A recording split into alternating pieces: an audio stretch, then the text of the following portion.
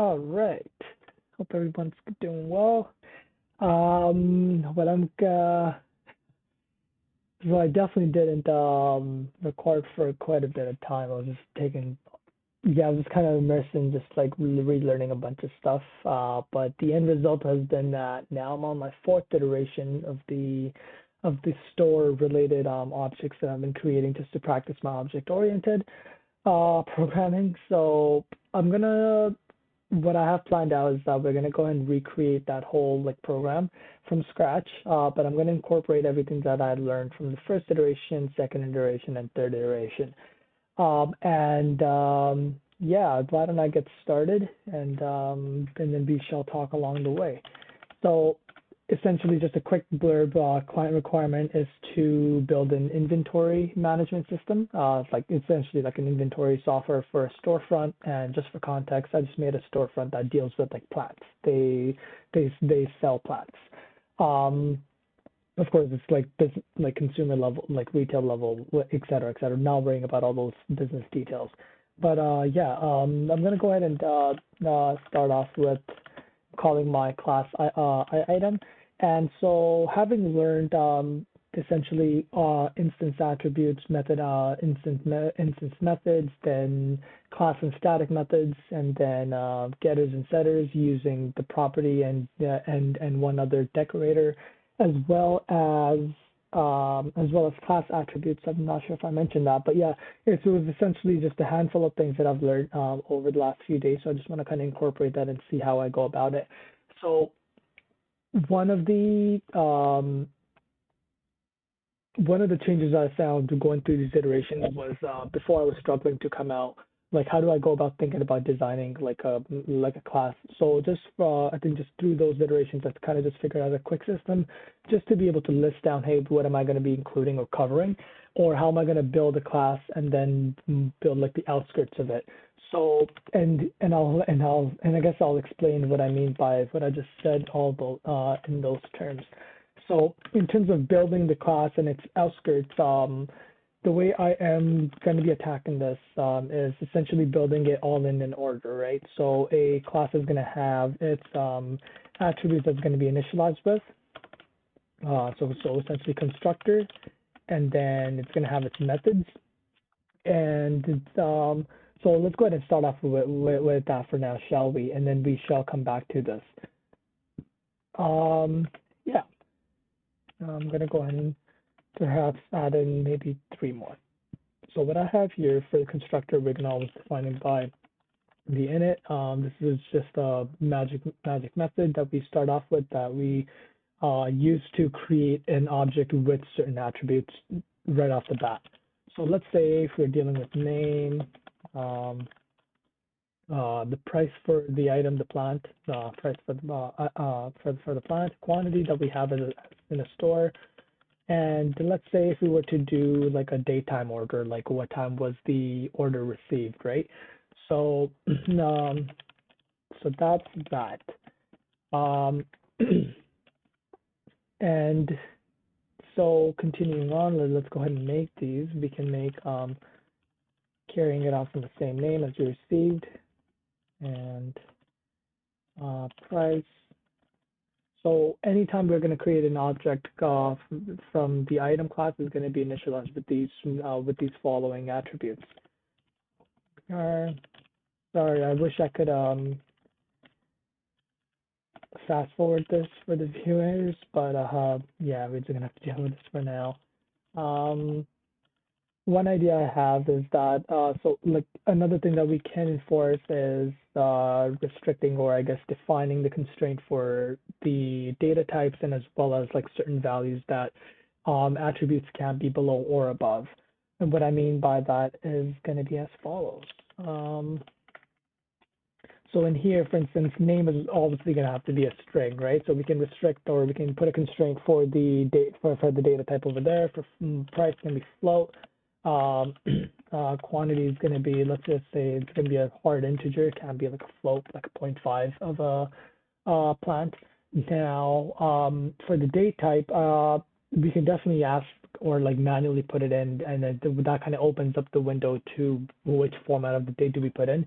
Now, why don't we actually import using, sorry, we can use datetime, so we can go ahead and import that real quick. And I'm just going to go ahead and what I'm about to do is essentially assigning it an initial value. So anytime a item is created, sorry, an object is created from the item class, and if we don't happen to put in the order date, it will automatically create. Now, just wondering how will it automatically create a datetime? We can simply just use like the datetime dot now, just for the sake of keeping things simple for now. So that will basically, anytime like the object is created, it's going to take that time at that instant, and it's going to assign it that. So we don't need to worry so much about having to push that in. Okay, and so now that we are done the constructor itself, let's go ahead just to kind of review before we move on to the methods. And I'll explain what kind of methods we're going to add in. Well, we got just the basic characteristics about a plant, the name, price, quantity, and then the order date. Perfect. Now, for the method, we can, as a store, we should be able to receive quantity, and we should also be able to let go of quantity in case of purchases, right? For receiving, it could be like a delivery that we get from different sources, from warehouses, local nurseries, et cetera, and then for the payment, the client will just be able to pay and purchase quantity and then reduce that. The other capabilities we can have is that if this program is going to be used at the storefront, cashier should be able to see like reminders that they can relay onto the customer. So for instance, for refund policy, and as well as, let's say, like the watering period for the plant, right? So let's go ahead and add that.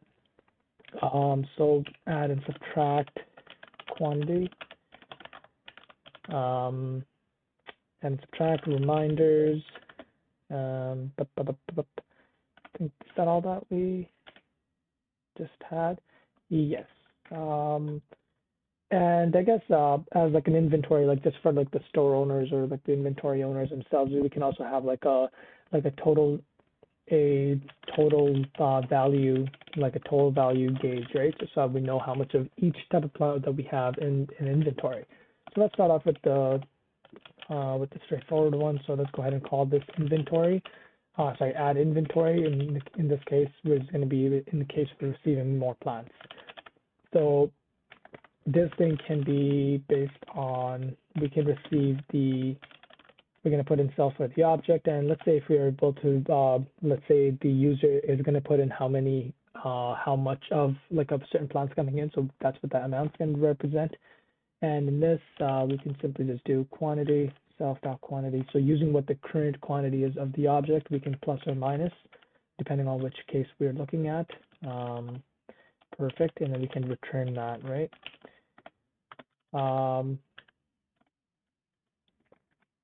Perfect, and let's go ahead and try this out before we make the subtract one, just to see if things are working. Let's go ahead and put it as order one. Item, and let's make this a bonsai tree or like a bonsai plant. Price is going to be 10.00, could be $9.99 if you want it, just for the sake of multiplication.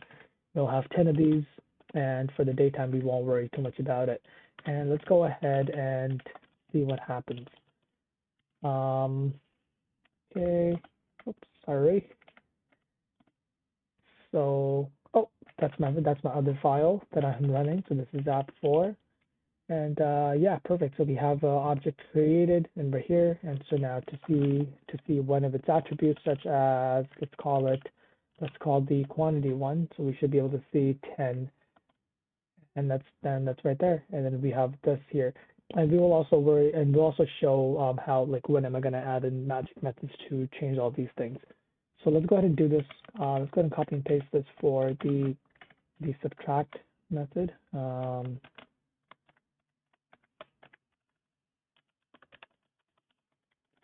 Perfect, and great. Okay, now if we were to do, let's say, order dot one, add inventory, let's say by 4.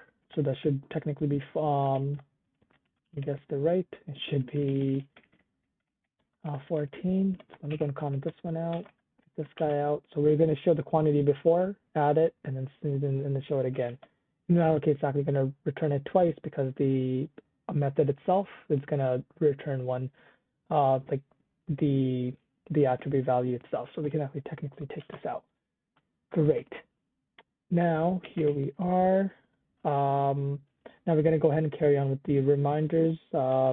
And in this, while I'm going to be creating the reminders, I'm going to show what I'm going to do. So in this case, when the object is created, it'll be created using these name, price, quantity, order date. So technically, it is specific to that object, right? Now, what if we want certain properties that are going to be constant throughout all types of objects? So let's say if it's a refund policy, let's say by default, the store only has a refund policy for 7 days or 30 days.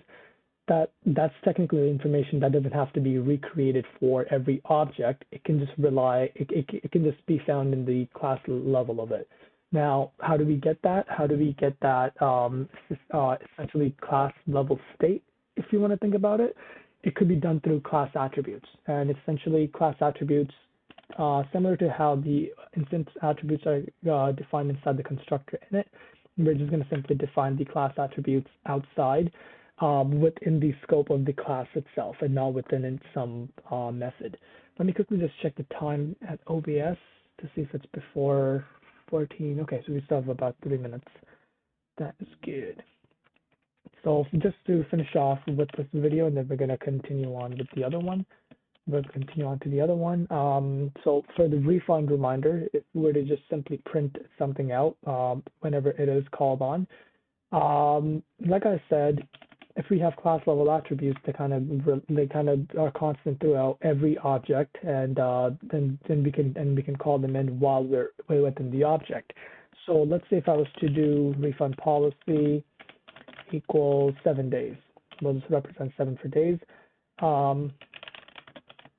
We can technically show a display or like a return a display that does refund policy applies for 7 days. Oops, actually not 7 days because now that's hard coding it. We could actually just do self dot. So now I'm going to go ahead and do self dot refund policy, even though it is within the scope of the class attribute. And just quickly, if I was to do that, and if I was to now change this refund policy for some type of plant, it would now show for that specific object that it would show the change policy. So that's why I'm going to continue using this, and instead of using this, which is going to be the class level attribute. So let me just show this in effect, and then we can go ahead and close off this video. Reminder, refund. Go ahead and mention out that function, and perfect. So that's there for our plant. Great. And on to the next video.